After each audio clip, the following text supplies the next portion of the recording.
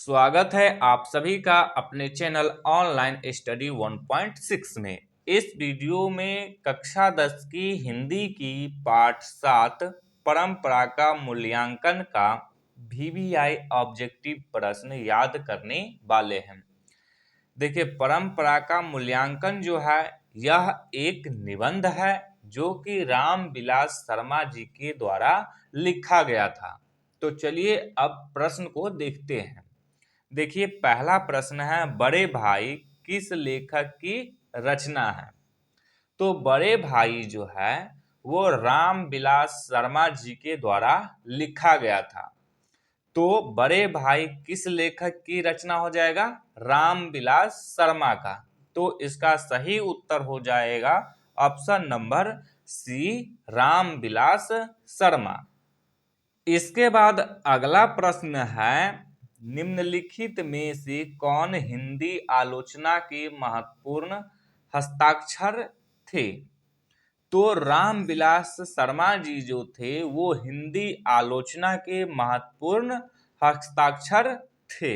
तो इसका सही उत्तर हो जाएगा option number D, Ramvilas Sharma. इसके बाद अगला प्रश्न है, कौन मनुष्य के संपूर्ण जीवन से संबंध है? तो देखिए, साहित्य जो है वो मनुष्य के संपूर्ण जीवन से संबंध है। तो इसका सही उत्तर हो जाएगा ऑप्शन नंबर बी, साहित्य। इसके बाद अगला प्रश्न है, वह विचारधारा जो चेतना या भाव को मूल पदार्थ मानती हो कहते हैं? तो देखिए, भौतिकवाद ऐसी विचारधारा है जिसमें चेतना या भाव को मूल पदार्थ मानी जाती है। तो इसका सही उत्तर होगा ऑप्शन नंबर डी, भौतिकवाद। इसके बाद अगला प्रश्न है, सारे यूरोप के लोग किस सभ्यता से प्रभावित थे? तो सारे यूरोप के लोग जो थे वो एथेंस की सभ्यता से प्रभावित थे। तो इसका सही उत्तर होगा ऑप्शन नंबर सी, एथेंस की सभ्यता से। इसके बाद अगला प्रश्न है, शेली और बायरन कहाँ के थे? तो शेली और बायरन जो थे वो यूनान के थे। तो इसका सही उत्तर हो जाएगा ऑप्शन नंबर बी, यूनान के। इसके बाद अगला प्रश्न है, जार शाही खाली स्थान में थी? तो यहाँ पे जार शाही कहने का अर्थ यह हुआ कि जार का शासन खाली स्थान में था। तो जार का शासन जो था वो सोवियत रूस में था। तो इसका सही उत्तर हो जाएगा ऑप्शन नंबर बी, सोवियत रूस।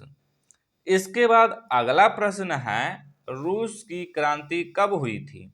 तो रूस की क्रांति जो है वो 1917 ईस्वी में हुआ था। तो इसका सही उत्तर हो जाएगा ऑप्शन नंबर बी, 1917 ईस्वी में। इसके बाद अगला प्रश्न है, व्यास जी और वाल्मीकि जी की रचना क्रमशः है। यहाँ पे ये जो क्रमशः है इसका कहने का अर्थ यह है कि पहले व्यास जी द्वारा लिखी गई रचना को बताइए, फिर उसके बाद वाल्मीकि जी द्वारा लिखी गई रचना को बताइए। तो व्यास जी द्वारा गीता लिखा गया था और वाल्मीकि जी के द्वारा रामायण लिखा गया था। तो इसका सही उत्तर हो जाएगा option number A, Gita Ramayan. इसके बाद अगला प्रश्न है, परंपरा का मूल्यांकन किसकी पुस्तक है? परंपरा का मूल्यांकन जो है वो रामविलास शर्मा जी की द्वारा लिखा गया था। तो इसका सही उत्तर होगा ऑप्शन नंबर ए, रामविलास शर्मा। इसके बाद अगला प्रश्न है, प्रगतिशील आलोचना का विकास होता है? तो प्रगतिशील आलोचना का विकास जो है वो साहित्य की परंपरा के ज्ञान से होता है। तो इसका सही उत्तर होगा ऑप्शन नंबर बी, साहित्य की परंपरा के ज्ञान से। इसके बाद अगला प्रश्न है, लेखक रामविलास शर्मा कब से कब तक भारतीय प्रगतिशील लेखक संघ के महामंत्री रहे। तो रामविलास शर्मा जो थे वो 1949 ईस्वी से लेकर के 1953 ईस्वी तक भारतीय प्रगतिशील लेखक संघ के महामंत्री रहे थे। तो इसका सही उत्तर होगा ऑप्शन नंबर बी, 1949 से 1953 ईस्वी तक। इसके बाद अगला प्रश्न है, साहित्य सापेक्ष रूप में क्या होता है? तो साहित्य जो है वो सापेक्ष रूप में स्वाधीन होता है। तो इसका सही उत्तर होगा ऑप्शन नंबर डी, स्वाधीन। इसके बाद अगला प्रश्न है, एथेंस किस महादेश में है? तो एथेंस जो है वो यूरोप महादेश में है। तो इसका सही उत्तर होगा ऑप्शन नंबर ए, यूरोप। इसके बाद अगला प्रश्न है, बायरन किस भाषा के कवि है? तो बायरन जो थे वो अंग्रेजी भाषा के कवि थे। तो इसका सही उत्तर हो जाएगा ऑप्शन नंबर सी, अंग्रेजी। इसके बाद अगला प्रश्न है, निराला की साहित्य साधना किसकी कृति है? तो निराला की साहित्य साधना जो है वो रामविलास शर्मा जी की कृति है। तो इसका सही उत्तर हो जाएगा option number C, Ramvilas Sharma. इसके बाद अगला प्रश्न है, द्वंद्वात्मक भौतिकवाद मनुष्य की चेतना को आर्थिक संबंधों से प्रभावित मानते हुए उसकी स्वाधीनता स्वीकार करता है। यह पंक्ति किस शीर्षक पाठ की है? ऑप्शन ए में दिया है शिक्षा और संस्कृति, ऑप्शन बी में दिया है अभिनयो, ऑप्शन सी में दिया है परंपरा का मूल्यांकन और ऑप्शन डी में दिया है नौबत खाने की इबादत। तो इसका सही उत्तर हो जाएगा ऑप्शन नंबर सी, परंपरा का मूल्यांकन। इसके बाद अगला प्रश्न है, दूसरों की नकल कर लिखा गया साहित्य कैसा होता है? तो देखिए, दूसरों की नकल करके कोई भी चीज लिखा गया वो अधम होता है। तो इसका सही उत्तर हो जाएगा ऑप्शन नंबर सी, अधम। इसके बाद अगला प्रश्न है, राफाल, लियोनार्दो दा विंची और एंजेलो किसकी देन है? तो राफेल, लियोनार्दो दा विंची और एंजेलो जो है वो इटली की देन है। तो इसका सही उत्तर हो जाएगा ऑप्शन नंबर सी, इटली की।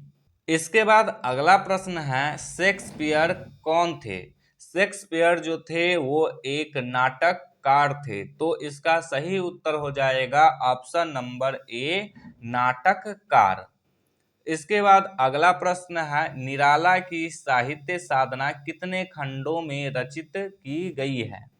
तो निराला की साहित्य साधना जो है वो 3 खंडों में रचित की गई है। तो इसका सही उत्तर हो जाएगा ऑप्शन नंबर बी, 3 खंडों में। इसके बाद अगला प्रश्न है, लेखक रामविलास शर्मा का जन्म कब हुआ? तो लेखक रामविलास शर्मा जी का जन्म 10 अक्टूबर 1912 ईस्वी में हुआ था। तो इसका सही उत्तर हो जाएगा ऑप्शन नंबर ए, 10 अक्टूबर 1912। इसके बाद अगला प्रश्न है, लेखक रामविलास शर्मा का जन्म कहाँ हुआ? तो लेखक रामविलास शर्मा का जन्म सानी के उच्च गांव में हुआ था। तो इसका सही उत्तर हो जाएगा ऑप्शन नंबर सी, उच्च गांव सानी।